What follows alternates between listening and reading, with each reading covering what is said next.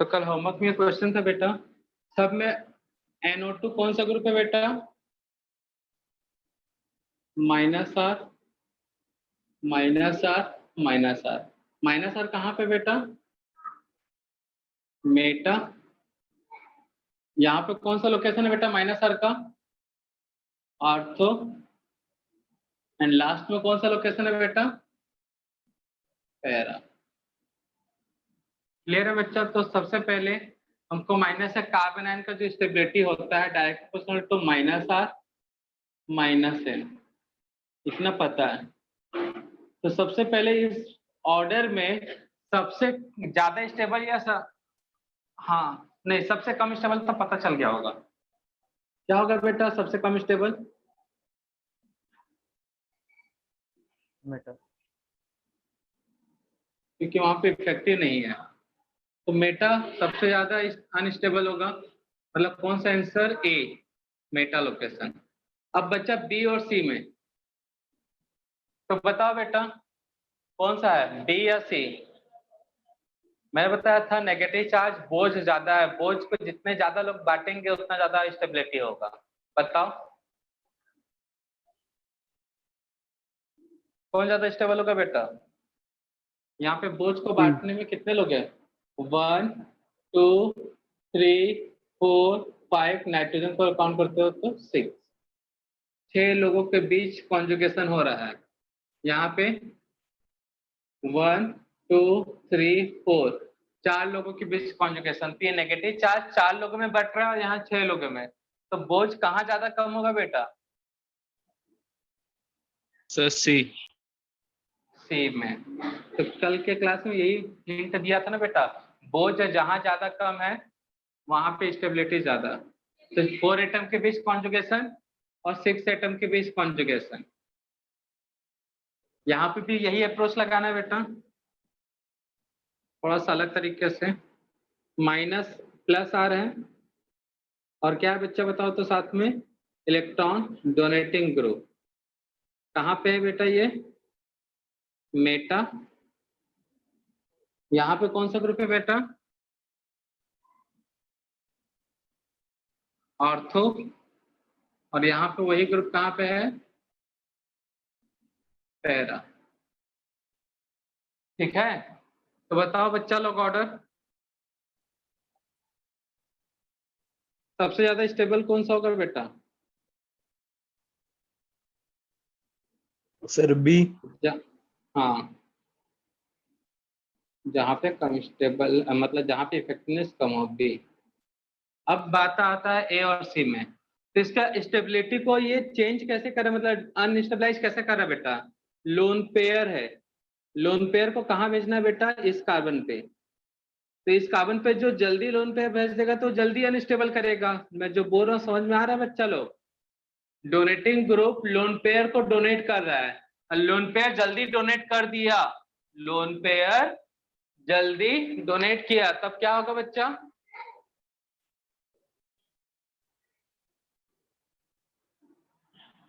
Lone pair जल्दी से इसके पास गया तो डेंसिटी बढ़ जाएगा कि नहीं बढ़ जाएगा बेटा? जो बोल रहे हैं क्लियर है? लोन पेयर यहां से यहां पे जल्दी चल गया तो डेंसिटी बढ़ा देगा, और डेंसिटी बढ़ा देगा तो स्टेबिलिटी क्या हो जाएगा? कम हो जाएगा। तो बताओ कौन अपने लोन पेयर को जल्दी भेज सकता है, आर्थो से या फिर पैरा से? और आर्थो से, क्योंकि ये ग्रुप पास में ना बेटा, तो लोन पेयर को जल्दी भेज देगा।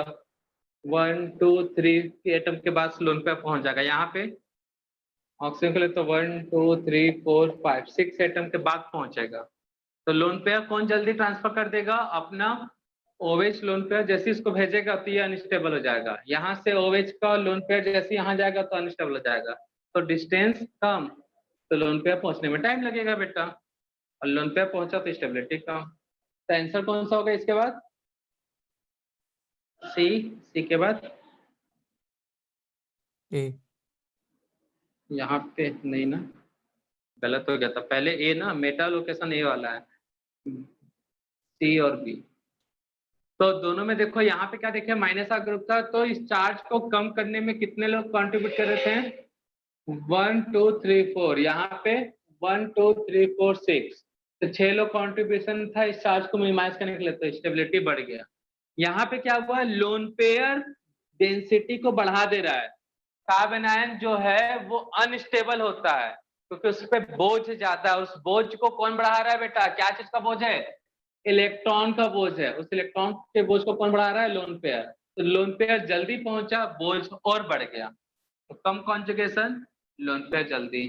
ज्यादा कॉन्जुगेशन, लोन पेयर जल्दी नहीं पहुंच पाएगा। तो answer A C B. Clear है? तो यहाँ पे सॉल्व करने का तरीका याद रखना बेटा, कैसे सॉल्व करना है, क्योंकि दिक्कत इसी में होता है। सेम टाइप के group same ortho Meta para पे हो तो हर चीज के लिए अलग अलग स्टोरी बना लो। जो स्टोरी हम बनाए उसी स्टोरी से सॉल्व करो। तो नोट कर लो बेटा, और उसको रिटर्न में कर लोगे तो अच्छा रहेगा, क्योंकि बार बार उसको पढ़ोगे तो दिमाग में रहेगा वो कॉन्सेप्ट। तो फर्स्ट एप्लीकेशन था एरोमेटिसिटी, सेकंड एप्लीकेशन क्या था स्टेबिलिटी ऑफ कार्बोकेटायन और फ्री रेडिकल, थर्ड में ये था। नेक्स्ट अब फोर्थ एप्लीकेशन डिस्कस कर रहे हैं हम लोग। जल्दी से छापो इसको।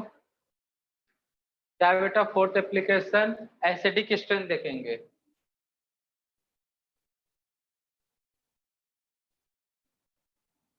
एसिडिक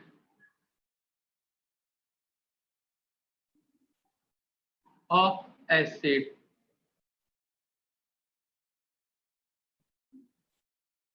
जिसके अंदर फर्स्ट है फिनॉल। फिनॉल भी एसिडिक होता है बेटा। तो माइनस आर बाहर जा रहा है।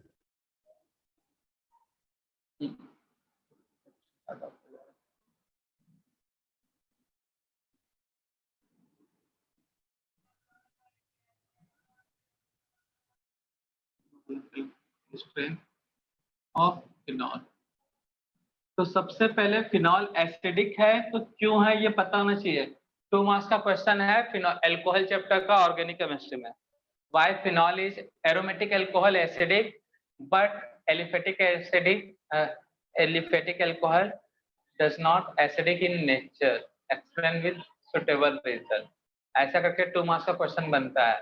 तो फिनॉल एरोमेटिक एल्कोहल है, इथेनॉल, प्रोपेनॉल, ब्यूटेनॉल एलिफेटिक है। फिनॉल एसिडिक होता है बस वो नहीं, क्यों? तो यहाँ पे देखो रीजन है बेटा। फिनॉल का फॉर्मूला मालूम है बेटा?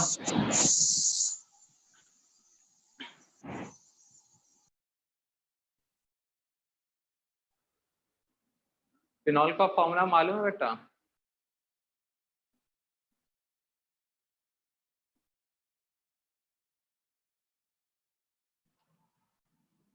बच्चा लोग फिनॉल का फॉर्मूला मालूम है? क्या पढ़ते हो यार, एक फॉर्मूला भी याद नहीं रख सकते। कितने बार टकरा चुके हैं। C6H6। हम्म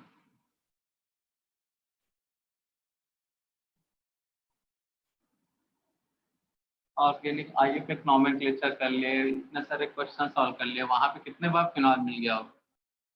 C6H5OH। C6H5 की जगह पे एक सिंबल यूज होता है PHOH। तो इसका acidic strength, electron withdrawing group मतलब -R -M के डायरेक्ट प्रोपोर्शनल, और डोनेटिंग के क्या होगा बेटा? Inverse proportional.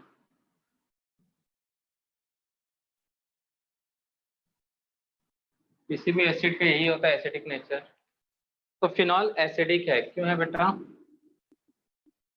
Phenol is acidic because, तो फिनॉल एसिडिक है, इसी के पीछे इसका रीजन छुपा है बेटा, क्यों ऐसा रिलेशन आया। तो फिनॉल जो है उसके पास OH है, H+ आयन देगा, बनाएगा O- H+। तो फिनॉल इज एसिडिक बिकॉज क्या करता है बेटा? it gives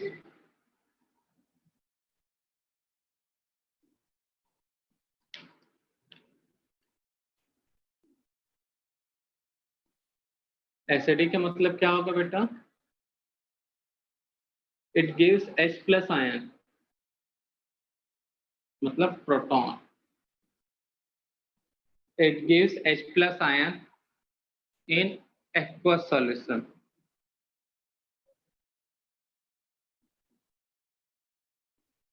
तो ये एक्वस सॉल्यूशन देने के बाद जो बनाएगा उसे बोलते हैं फिनॉक्साइड, फिनॉक्साइड आयन या फिनोलेट आयन, ठीक है ना? फिनॉक्साइड आयन बोलते हैं इसको बच्चे, या phenolate ion. It gives H plus ion और प्रोटॉन इन एक्वस सॉल्यूशन, ठीक है? तो जो जितना फिनॉल H प्लस देगा वो उतना एसिडिक होगा। That means acidic strength is directly proportional to number of phenol directly proportional to H plus ion। जितना ज्यादा H plus आयन देगा वो उतना अच्छा एसिडिक होगा। तो फिनॉल एक बार में कितना H plus आयन दे सकता है बेटा? कितने H plus आयन दे सकता है बेटा फिनॉल एक बार में? मालिक एक ही देगा, 10 ठोक नहीं दे देगा बेटा। हाँ, अब एरोमेटिक कंपाउंड के ऊपर इस तरह से 3-4 लग गए हैं, तो ये 3 दे देंगे तो ये ज्यादा एसिडिक होंगे बेटा। कोई 2 बोल रहा था, पता नहीं कैसे 2 दिख गया था। चलो, यहाँ का 1, यहाँ का 5, 6 बोलते तो समझ में भी आता लॉजिक। 2 किस लॉजिक से बोले समझ नहीं आया बेटा। It gives H plus ion proton in aqua solution, तो यही एसिडिक हाइड्रोजन है बेटा, एसिडिक हाइड्रोजन। तो बच्चा मैंने बताया था H प्लस का मैग्नीट्यूड जितना ज्यादा होगा, H प्लस का मैग्नीट्यूड जितना ज्यादा होगा एसिडिक स्ट्रेंथ उतना ही ज्यादा होगा कि नहीं बेटा? और पॉजिटिव मैग्नीट्यूड को कौन बढ़ाता है? -7, माइनस है। ये बना यहां से। अब सेकेंड, एक जैसे ग्रुप पहुंचे होंगे तब the acidic strength also depends on the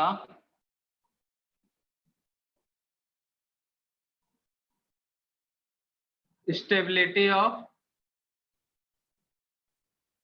phenoxide ion।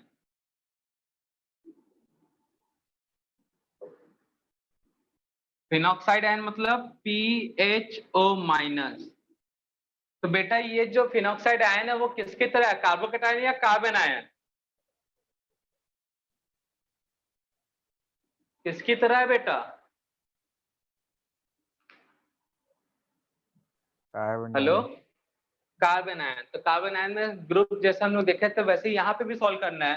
तो एक जैसा ग्रुप अगर प्रेजेंट हो तो सेकेंड पॉइंट हेल्प करेगा, अगर अलग अलग ग्रुप हैं तो फर्स्ट पॉइंट से।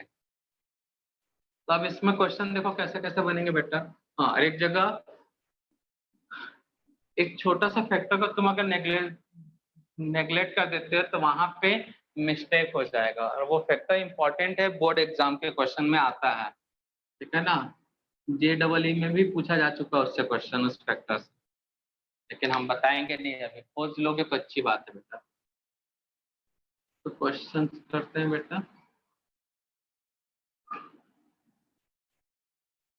फिनॉल OH, और ये सिंपल सा CH3 CH2 OH CH3 OH A B C ऊपर ही कर लेते हैं।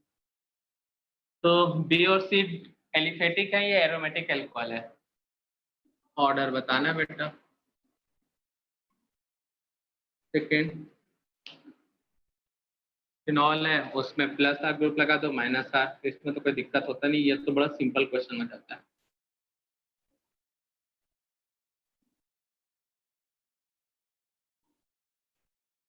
कहीं भी लगा दो,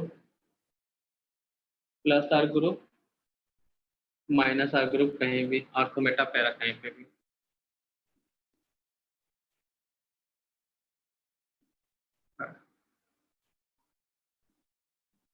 NO2 वाला एग्जाम्पल बहुत ज्यादा इम्पोर्टेंट है बेटा।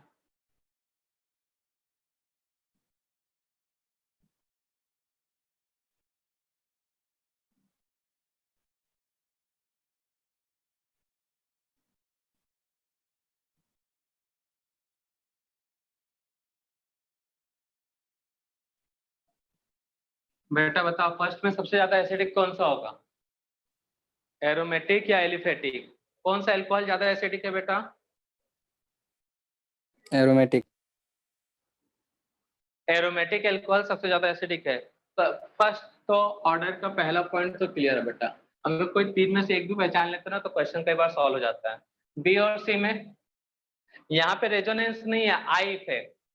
मान लेते ये H प्लस दे रहा है, ये H प्लस दे रहा है, तो यहाँ पे प्लस आई इफेक्ट है ये, और ये प्लस आई। तो बताओ इसका मैग्नीट्यूड के डायरेक्टली प्रोपोर्शनल होता है ना बेटा, तो प्लस आई क्या मैग्नीट्यूड बढ़ा देगा? ये भी H प्लस देगा, ये भी H प्लस देगा, तो क्या ये प्लस आई H प्लस के मैग्नीट्यूड को बढ़ाएगा पॉजिटिव चार्ज को कि घटाएगा? तो आंसर कौन सा होगा बेटा यहाँ पे? सी और उसके बाद बी। क्लियर है?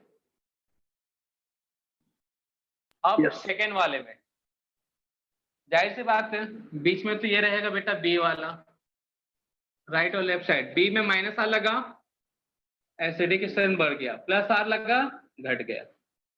यहाँ पे देखो सब में माइनस आर है, माइनस आर माइनस आर, तो माइनस आर कहाँ ज्यादा इफेक्टिव है बेटा?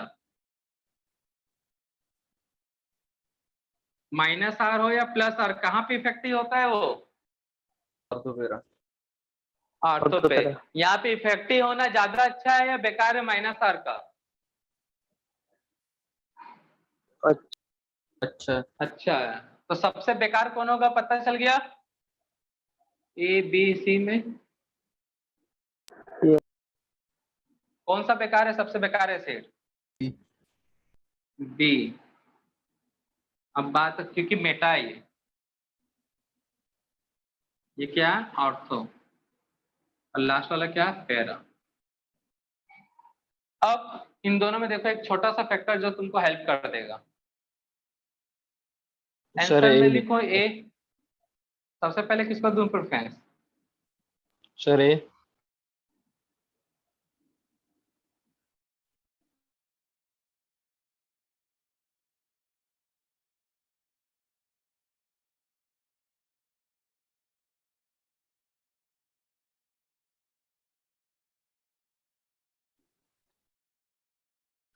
तो बेटा अच्छे से याद रखना, नाइट्रोफिनॉल में हाइड्रोजन बॉन्ड है, इसलिए यहाँ पे हमारा एक बेकार एसिड होगा किसके कंपेयर में?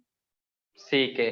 तो बी मेटा एक्टिव ही नहीं है, ये एक्टिव नहीं है तो घाटा हो जाएगा, फिनॉल का एसिडिक स्ट्रेंथ कम आएगा। अब ए और सी में दोनों पे एक्टिव था लेकिन ए में हाइड्रोजन बॉन्ड बना था इसलिए H प्लस नहीं दिया। तो इस तरह से बना आंसर। क्लियर है बच्चा लोग? तो कनेक्टेड बोर्ड दिख रहा है क्या बेटा? नोट करते बन जाएगा, पावर आ ही जाएगा एक दो चार मिनट में, ठीक है ना? थोड़ा सा तो दिख ही रहे ना।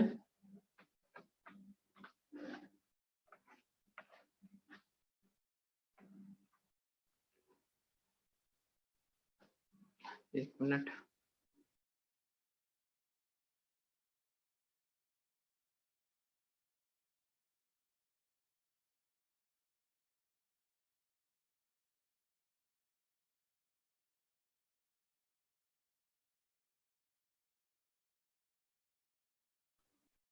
बेटा बाहर का आवाज आ सकता है, थोड़ा सा डिस्टर्ब हो सकता है, ठीक है ना? गेट खोले तो।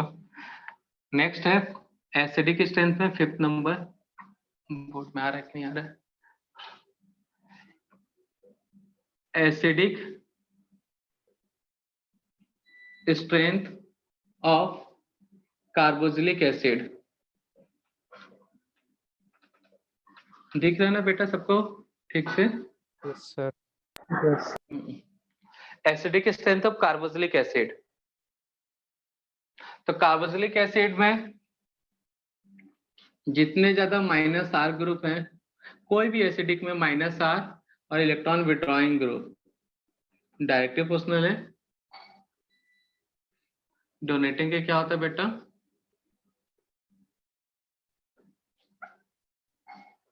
Inversely proportional. यहाँ पे एक नोट स्पेशली, ठीक है ना, और इस नोट से ना ये टॉपिक बड़ा सिंपल हो जाता है।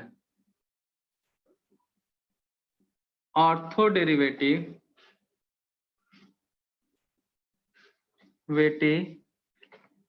of benzoic acid is more acidic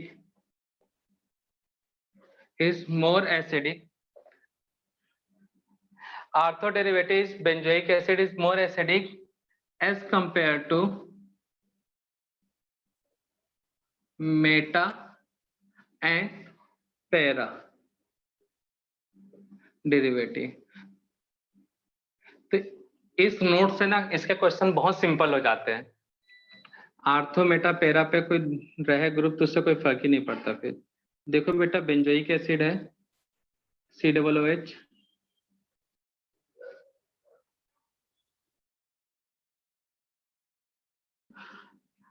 board blur तो नहीं हो रहा ना बेटा, क्योंकि मोबाइल डाटा से चल रहा है तो नेटवर्क डिस्टर्ब हो सकते हैं, ठीक है ना। तो देखो बेटा, इसमें ना एक बार हम लगा लेते हैं -R और एक बार लगा देते हैं +R। तो मुझे बताओ, तो इन तीनों में सबसे एसिडिक कौन सा होगा बच्चा?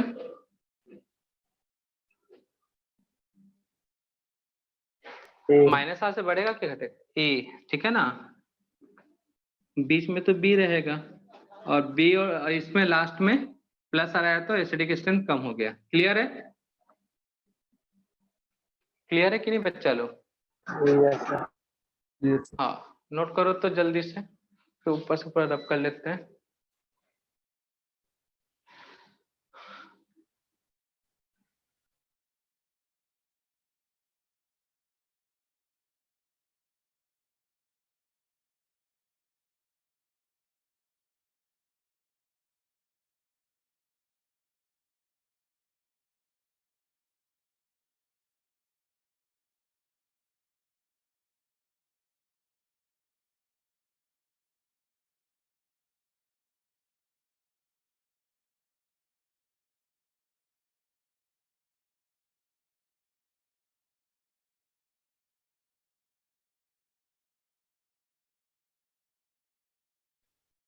नोट किया बच्चा लोग?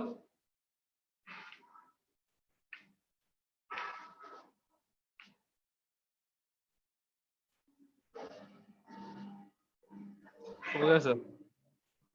चलो, लाइन भी आ गया।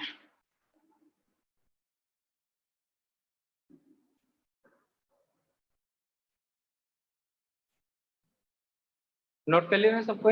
देखो, इससे और क्या क्या क्वेश्चन बन सकते हैं बेटा?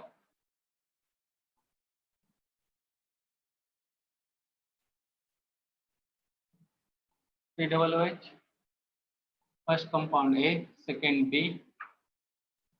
फ्रेम में आ रहा है कि फ्रेम से बाहर जा रहा है बच्चा लोग?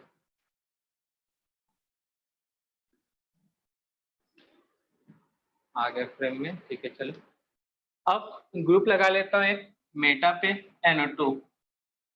एक बार कहाँ लगा लेता हूँ? ऑर्थो पे एंड पैरा पे। पता है, इस पूरे इफेक्ट को ना, इस एक्सेप्शनल फिनोमेना को बोला जाता है ऑर्थो इफेक्ट। क्या बोला जाता है? Ortho effect. बेंजोइक एसिड में एसिडिक स्ट्रेंथ में इस एक्सेप्शनल फिनोमेना को बोला जाता है ऑर्थो इफेक्ट, ठीक है ना बच्चा? तो अब बताओ यहाँ पे आंसर। सबसे पहले ग्रुप देखो, कौन सबसे ज्यादा -R -R। सबसे पहले आर्थोमेटा पेरा है, तो सब जाहिर सी बात है सबसे ज्यादा एसिडिक कौन सा होगा इन तीनों में? ये बी। मेटा, ये क्या है? ऑर्थो, और ये क्या है? पेरा। तो भैया आर्थो वाले का तो पहले ही साइड कर दो, सबसे ज्यादा एसिडिक। कौन सबसे ज्यादा एसिडिक होगा बेटा? आर्थो, मतलब बी, ठीक है ना बच्चा लोग? सबसे ज्यादा एसिडिक कौन सा होगा? बी। आर्थोमेटा पेरा दिख जा रहा है ना सबको?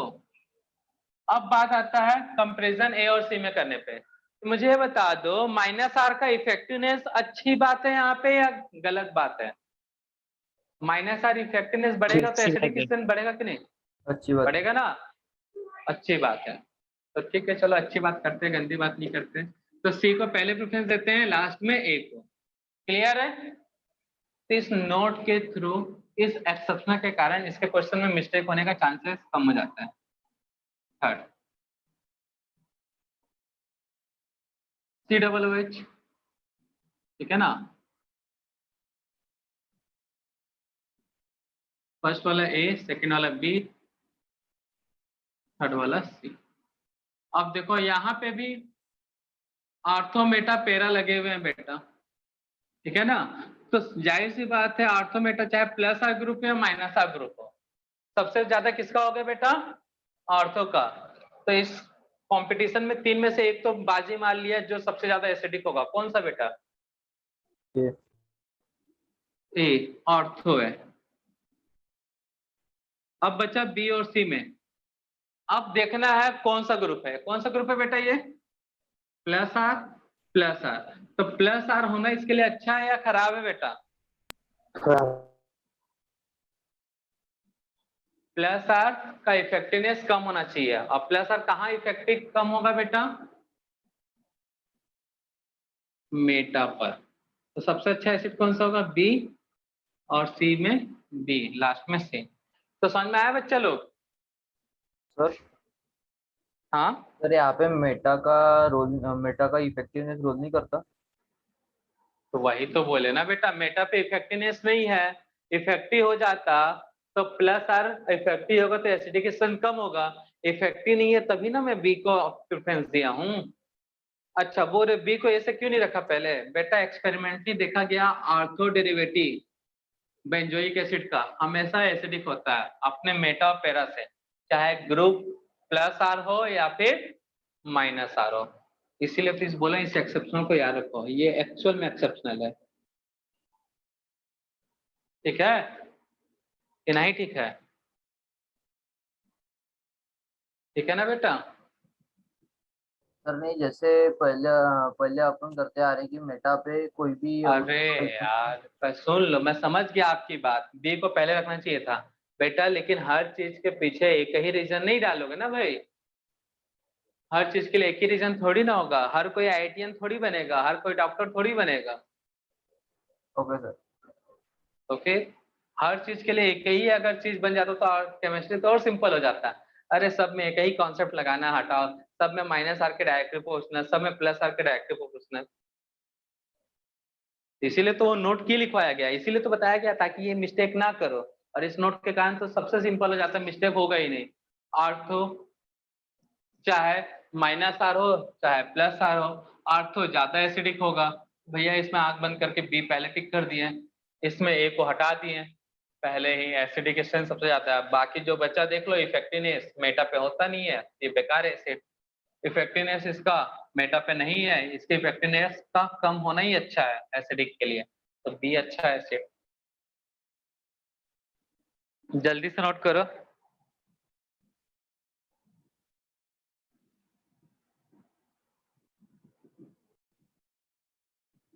छाप लिए बच्चा लोग?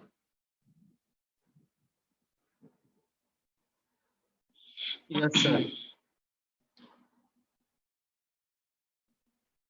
नेक्स्ट नोट करना।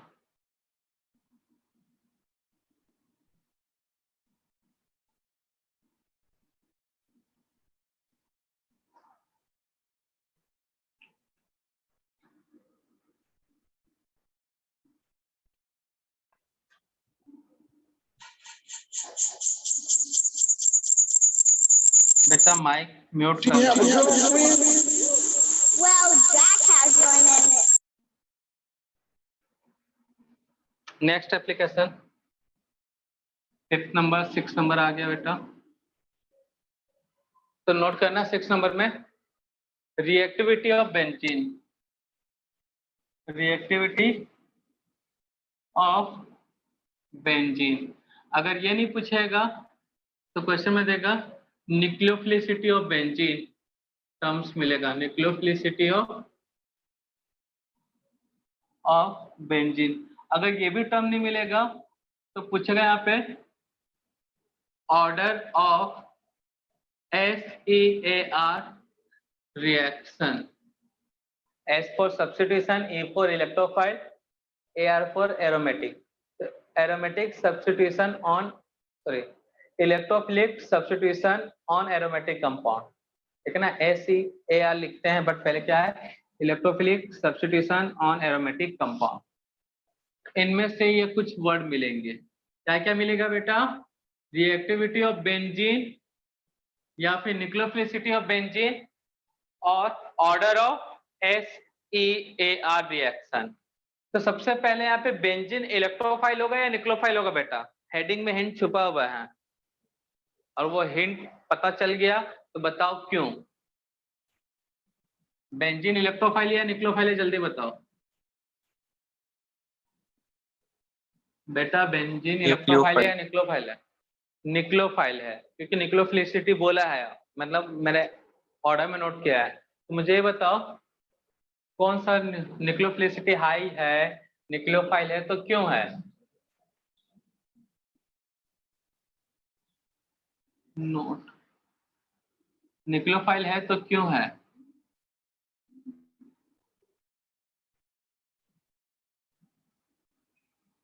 बोलो जल्दी। सर उसके बाद ज्यादा इलेक्ट्रॉन होंगे। वेरी गुड, ज्यादा इलेक्ट्रॉन है इसलिए न्यूक्लियोफाइल है। वो ज्यादा इलेक्ट्रॉन किसके रेस्पेक्ट में बोल रहा है बेटा?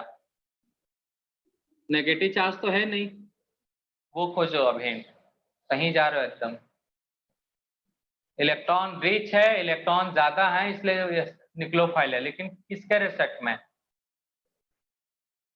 पता होना चाहिए सब बातें। बेंजीन रिंग, हाँ गुड, न्यूक्लियोफाइल, न्यूक्लियोफाइल मतलब NU minus, because it has क्या बेटा, conjugated pi bond electron, hence electron density due to pi bond electron is very high। तो इलेक्ट्रॉन रिच है क्योंकि इसके पास पाई बॉन्डेड है, वो भी कॉन्जुगेटेड, तो इसलिए क्या होगा बेटा, इलेक्ट्रॉन डेंसिटी को और कौन बढ़ा सकता है, प्लस आर ग्रुप या माइनस आर ग्रुप?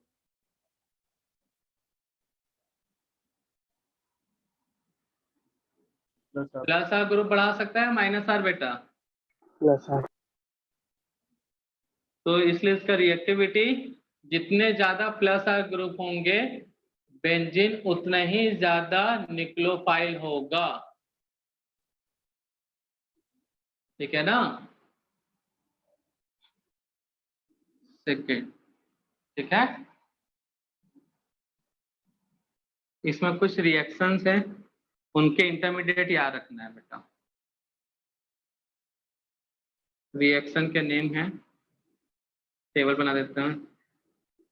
हाँ, कौन कौन सी रिएक्शन नोट करा है, नाइट्रेशन, ठीक है ना। ये पूरे जितने पांचों लेसन है ना, हाइड्रोकार्बन, हेलोएल्केन्स, हेलोइन्स, अल्कोहल चैप्टर है, कार्बोक्सिलिक एसिड का मीन्स का जो चैप्टर है, इनमें ये पूरे पांचों रिएक्शन आएंगे। मतलब यहाँ पे इस टेबल को याद कर लिए तो 25 रिएक्शन कंप्लीट, इस टेबल को याद कर लेते हो तो। Sulphonation, halogenation, Friedel, craft, alkylation, Friedel के लिए F, क्राफ्ट के लिए C, एसाइलेशन। ये 5 नेम रिएक्शन है, ठीक है। इनका रिएजेंट एकदम रटा होना चाहिए।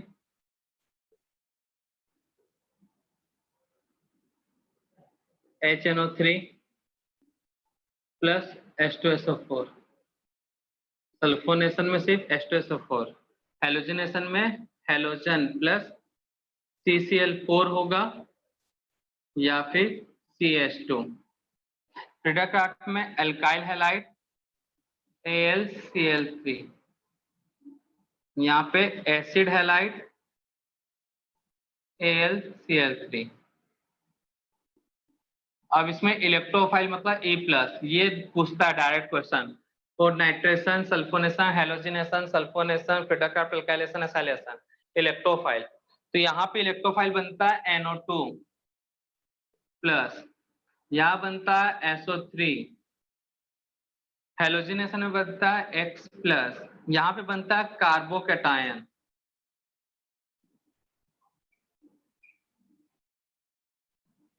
और यहाँ पे ये है इलेक्ट्रोफाइल। तो रटा होना चाहिए दिमाग में ये टेबल को नोट करो। देखते हैं इससे क्वेश्चन कैसे आते हैं और कैसे आ चुके हैं।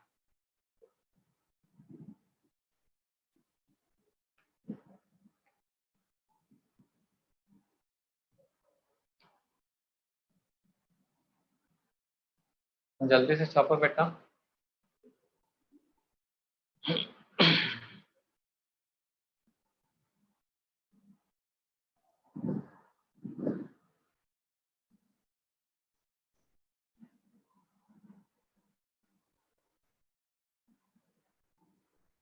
तो nitration reagent HNO3 H2SO4, electrophile NO2, sulphonation में H2SO4 SO3, इलेक्ट्रोफाइल, हेलोजिनेशन में X2 उसके साथ CCl4 मतलब कार्बन टेट्राक्लोराइड जिसको पायरिन बोलते हैं, X प्लस, फ्रीडरक्राफ्ट में एल्काइल हैलाइड जिससे बनेगा कार्बोकैटायन, और carbonyl centre AlCl3 aluminium trichloride, दोनों में सेम है कैटालिस्ट, एल्यूमिनियम ट्राइक्लोराइड AlCl3।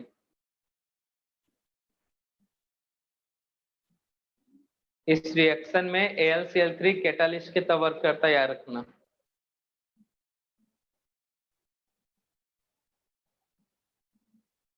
छाप लिए?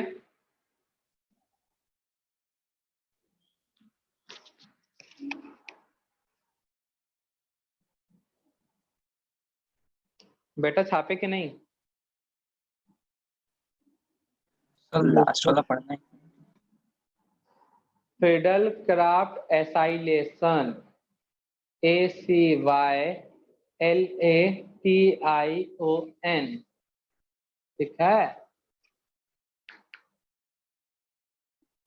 एसिड हैलाइड, एसिड हैलाइड का फॉर्मूला था RC≡OX, और उसी एसिड हैलाइड का जो कार्बन है वो है इलेक्ट्रोफाइल।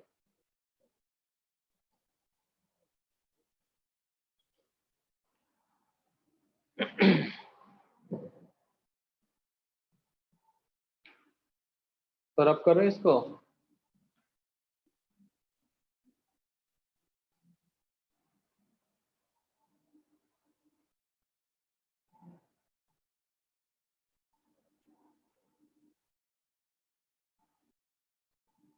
तो order of SEAR reaction,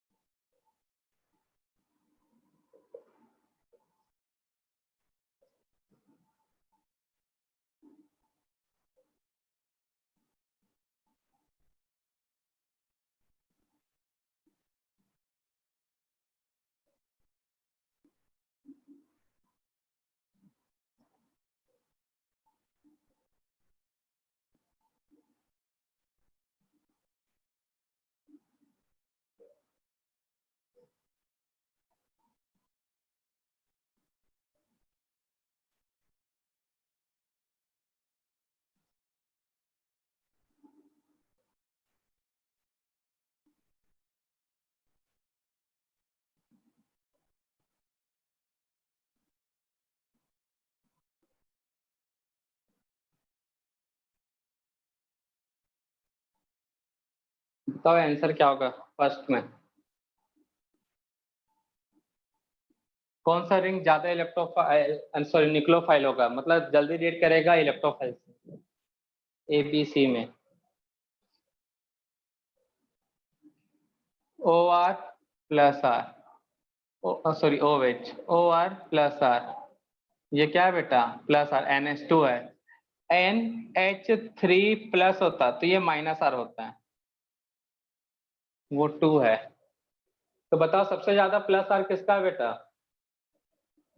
order से डायरेक्ट क्वेश्चन, प्लस आर का ऑर्डर अगर याद है, टू हाँ सी, उसके बाद बी। A B.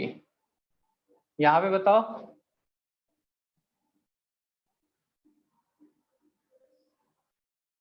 सब माइनस आर है, सॉरी ये माइनस आर है, ये प्लस आर है, ये भी माइनस आर है, तो सबसे ज्यादा किसका है बेटा? B. NO2 best minus are है, ठीक है ना, इसलिए पहले आंसर किसका आएगा? सी ए। यहाँ पे देखो बी बीच में रहेगा, बी में लग गया माइनस आर, बी पे लगा दिए प्लस आर, तो प्लस आर से एसिडिक, सॉरी प्लस आर से क्या होगा बेटा? रिएक्टिविटी बढ़ जाएगा सी, और माइनस आर से घट जाएगा। तो इस टाइप का क्वेश्चन सॉल्व कर लोगे?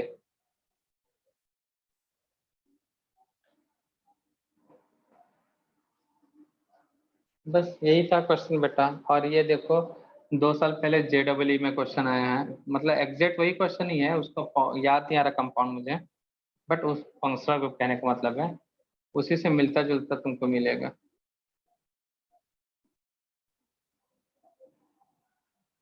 कुछ इसी टाइप का मिलता जुलता फंक्शनल ग्रुप था, HNO3 H2SO4, नाइट्रेशन रिएक्शन से क्वेश्चन था। तो नाइट्रेशन रिएक्शन किसका एग्जांपल है बेटा? ये सब किसका एग्जांपल है? SEAR के। किसका एग्जांपल है बेटा? SEAR। इसने पूछा था, प्रोडक्ट दिया था ऑप्शन पीएच, रिंग की जगह पे पीएच लिख रहा है बेटा।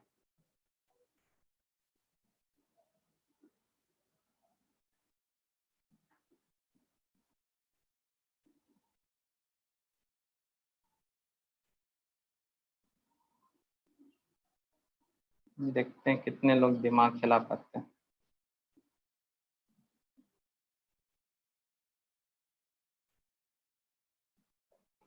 बताना भी नहीं चाहिए था रिंग की जगह पे पीएच लिखा है करके, वो आपको समझना चाहिए था।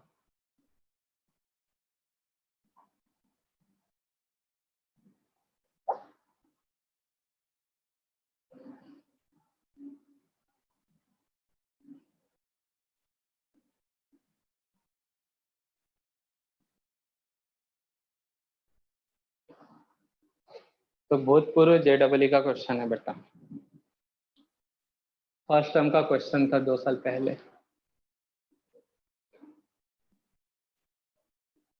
तो 2 रिंग है, इन दोनों रिंग में कौन सा ज्यादा रिएक्टिव ये देखो, और ज्यादा रिएक्टिव कौन सा रिएक्शन है बेटा? पहले ये देखो first second third fourth table से क्वेश्चन है, कौन सा रिएक्शन है ये? HNO3 H2SO4 nitration. नाइट्रेशन में क्या ऐड होता है बेटा? NO2 electrophile. तो इलेक्ट्रोफाइल इस रिंग से अटैच होना अच्छी बात है या फिर सेकंड वाले से, और क्यों? बताओ,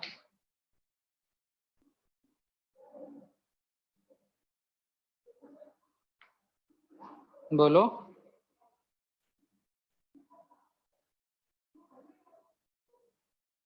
बेटा अभी जो पढ़े उसी को यूज कर रहे हैं। प्लस आर रिएक्टिविटी बढ़ गया, माइनस आर रिएक्टिविटी कम हो गया। देखो कहाँ प्लस आ रहा है, कहाँ पे कौन से रिंग में माइनस आ रहा है, सब चीज सामने पड़ा हुआ है बेटा, दिख भी रहा है साफ साफ, लेकिन देख नहीं पा रहे तो हम क्या कर सकते हैं? बता देंगे तो फिर बोलोगे सर ये कोई क्वेश्चन था, इतना सिंपल सा। रिंग ए और रिंग बी कौन सा प्लस आर वाला ग्रुप है?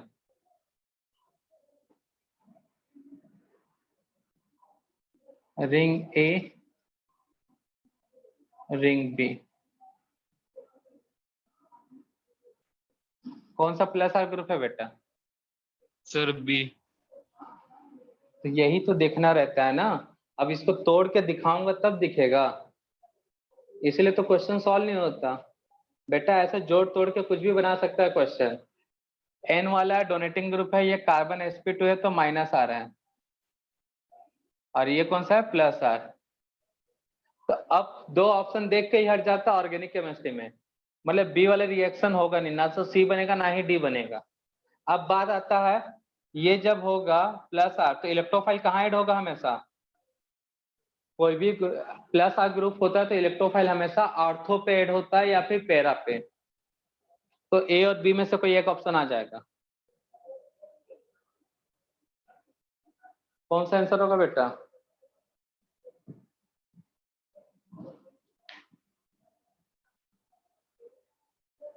और ए, बी, ये बी सर। ऑर्थो और ये मेटा है, ये क्या है मेटा, और ये कौन सा है पैरा। तो याद रखना प्लस आर ग्रुप है तो इलेक्ट्रोफाइल हमेशा कहाँ ऐड होगा, ऑर्थो और पैरा पे, कहीं नोट कर लेना। Electrophile add on ortho and para location in the presence of plus R group. अब माइनस आर होगा तो कौन सा ग्रुप पे ऐड होगा इलेक्ट्रोफाइल, प्लस आर हुआ तो ऑर्थो एंड पैरा पे, नोट के अंदर ही कर लेना इसको अगर जगह हो तो।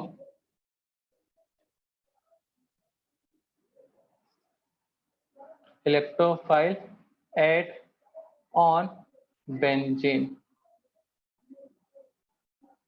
ठीक है ना, इलेक्ट्रोफाइल बेंजीन पे ऐड होगा कहाँ पे, at ortho and para, at meta, और मेटा पे कब होगा बेटा, इन द प्रेजेंस ऑफ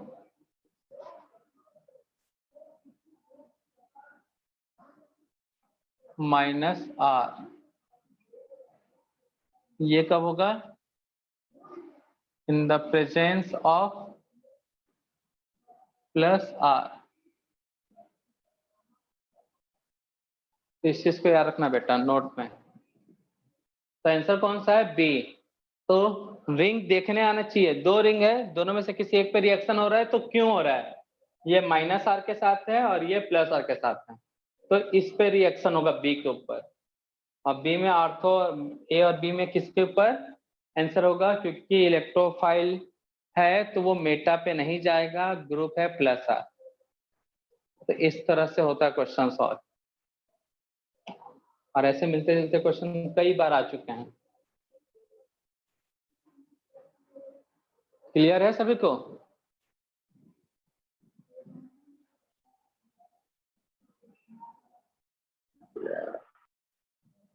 और इस टाइप के क्वेश्चन का प्रैक्टिस करना है तो बता दिया पहले, हिमांशु पांडे की बुक उठाओ, लेवल 1 लेवल 2 स्टार्टिंग में ही है इस टाइप के क्वेश्चन, वहां पे भरमार मिलेंगे इलेक्ट्रॉनिक इफेक्ट के क्वेश्चन पे।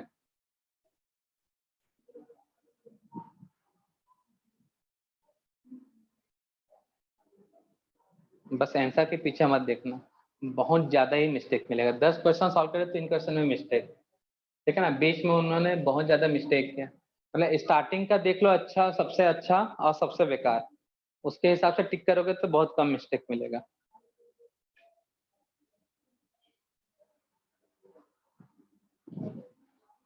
छाप लिया बच्चा लोग?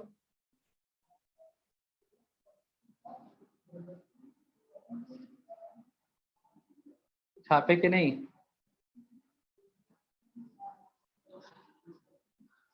तो इलेक्ट्रोफाइल ऐड होगा आर्थो और पैरा कब, जब प्लस आर होगा, माइनस आर होगा तो मेटा पे। नोट किए? ठीक है, बाकी सब नेक्स्ट लेक्चर में देखते हैं बेटा।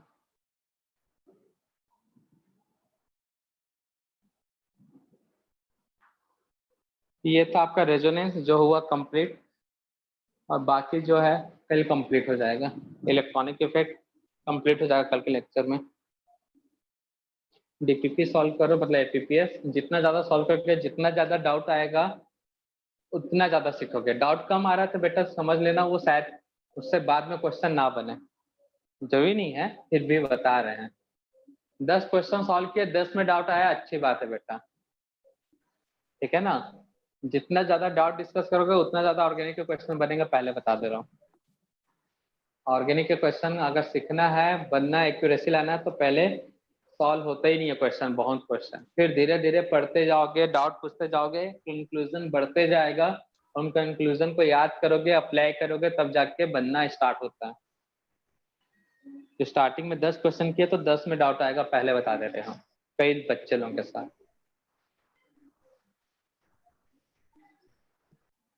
ठीक है बच्चा लोग, बाय सभी को।